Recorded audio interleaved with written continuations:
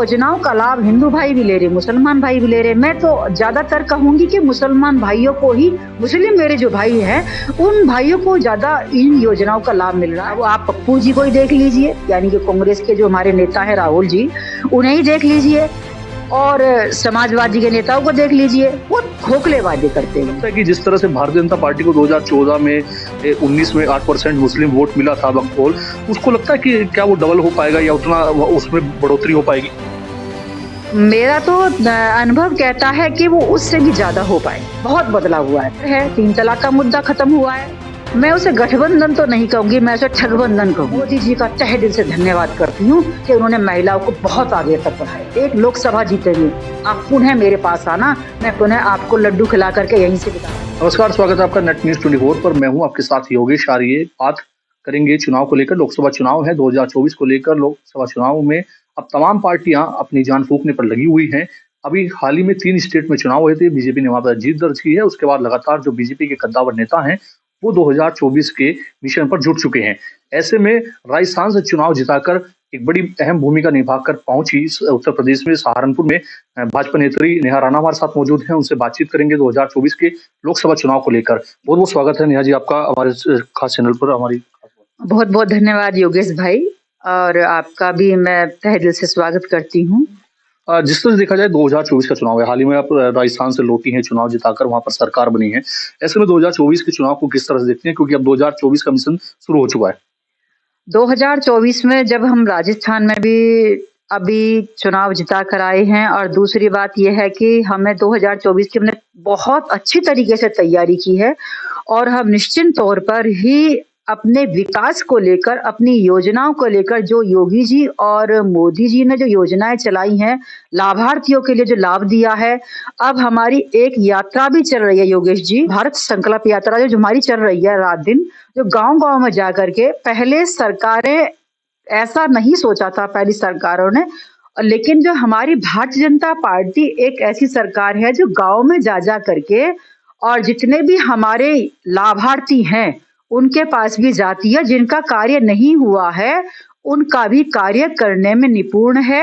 और पहले जो जनता थी वो अधिकारियों के पास जाया करती थी, लेकिन अब अधिकारी ही जनता के पास जाते हैं। ये तो बहुत बड़ा बदलाव हुआ है भारतीय जनता पार्टी में, और 2024 में भी हम निश्चित तौर पर जीतेंगे, अपनी योजनाओं को लेकर के जीतेंगे। आपने योजनाओं की बात की, आपने काफी जो योजनाएं चलाई जा रही हैं, यात्राएं चलाई जा रही हैं, यात्राओं की बात की जा रही है। आपको लगता है जितनी यात्राएं चलाई जा रही है, इनका जो मकसद है, इनका जो संदेश है, वो लोगों तक पहुंच रहा है? लोग उस संदेश को समझ पा रहे हैं?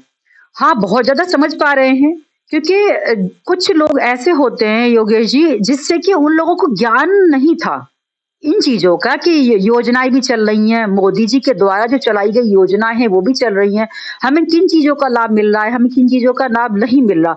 तो कुछ व्यक्ति, जो मेरी बहनें हैं, मातृशक्ति को ज्यादा लूंगी जिसमें मैं, मेरी जो मातृशक्ति है वो जाते हुए बड़ी घबराती थी, लेकिन अब उनका जो एक अंदर से भावनाएं हैं उनकी, वो निकल रही हैं, आगे आ रही हैं, और वो अपना कार्य करने में भी सफल हो रही हैं।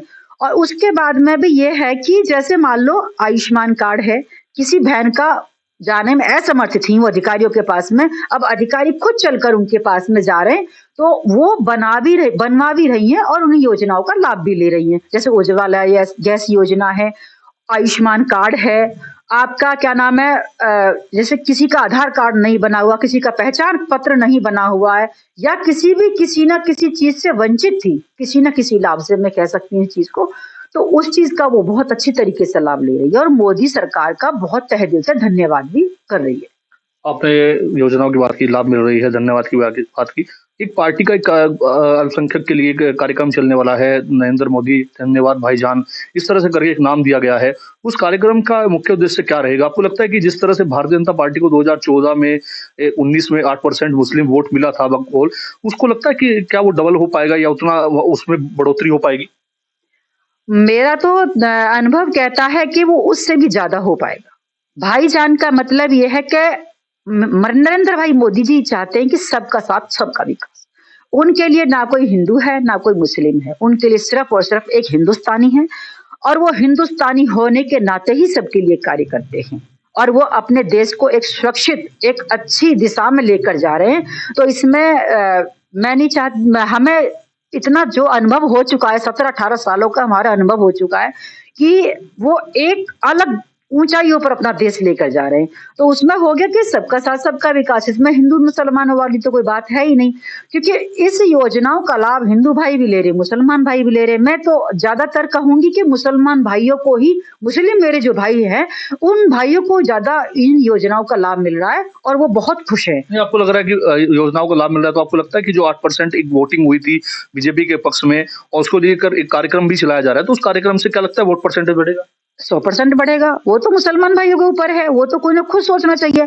मुस्लिम बहनों के ऊपर है, 3 तलाक का मुद्दा खत्म हुआ है। पहले मेरी बहनें कितनी परेशान थी चीजों को लेकर के, और अब मुस्लिम बहनें भी एकदम आगे आने लगी हैं और वो भी कहती हैं कि मतलब योगी सरकार और मोदी सरकार जिंदाबाद है। तो वो भी आगे बढ़ रही हैं, वो भी हमें वोट देने के लिए तैयार हैं, वो भी हमारे साथ कंधे से कंधा मिलाकर चल रही हैं, काम भी कर रही हैं। हम महिला मोर्चे की मैं खुद कार्यकारिणी सदस्य हूँ उत्तर प्रदेश की, और कई जगह की प्रभारी भी मैं रह चुकी हूँ। और जहां जहां भी मैं, जैसे मान लो हमारा एक संकल्प चला था मेरा बूथ सबसे मजबूत, तो मुस्लिम बूथों पर भी मेरा जाना हुआ, तो वहां की मुस्लिम बहनें हैं वो बहुत खुश है इस सरकार को लेकर। भारतीय जनता पार्टी की सरकार की बात की जा रही है, 2024 को चुनाव का मिशन जो है अब जुट चुके हैं। एक अर्थव्यवस्था की बात लेकर की जा रही है कि अर्थव्यवस्था 5वें पायदान पर पहुंच गई है, और अगर 2027 में जिस तरह से कहा जा रहा है कि 2027 तक ये रहेगा, 24 में बनेंगे और 2027 तक जो है, 29 तक जो है, भारत अर्थव्यवस्था में नंबर 1 पायदान पे पहुंच जाएगा। भारतीय जनता पार्टी के तमाम शीर्ष नेता ये दावा कर रहे हैं।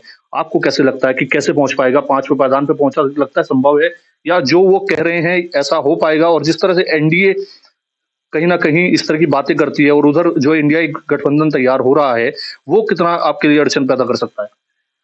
मैं उसे गठबंधन तो नहीं कहूंगी, मैं उसे ठगबंधन कहूंगी, क्योंकि वो एक ठगबंधन है जो अपने परिवार को नहीं संभाल सकता, वो दूसरे को, वो देश संभालने के लिए चले हैं। अब आप पप्पू जी को ही देख लीजिए, यानी कि कांग्रेस के जो हमारे नेता है राहुल जी, उन्हें ही देख लीजिए, और समाजवादी के नेताओं को देख लीजिए, वो खोखले वादे करते हैं।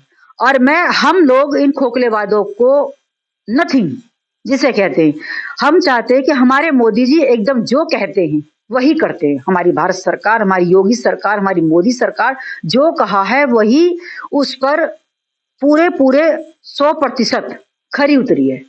और दूसरा, महिलाओं की सुरक्षा को लेकर देख लीजिए आप, पहले आपसे कोई चोरी नहीं है, आप पत्रकार भाई हैं, आपको सब पता है।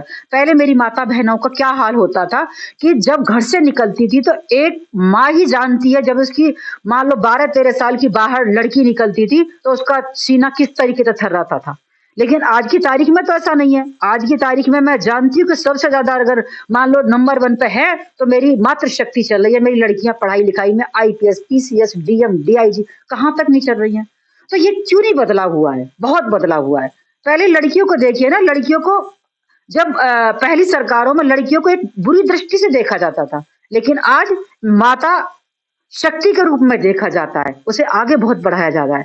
तो मैं 2017 की बात भी बताऊंगी और आगे की बात भी 2024 की भी बात बताऊंगी। अगर सबसे ज्यादा इम्प्रूवमेंट हो रहा है तो ज्यादातर महिला में हो रहा है और किसी में इतना नहीं हो रहा।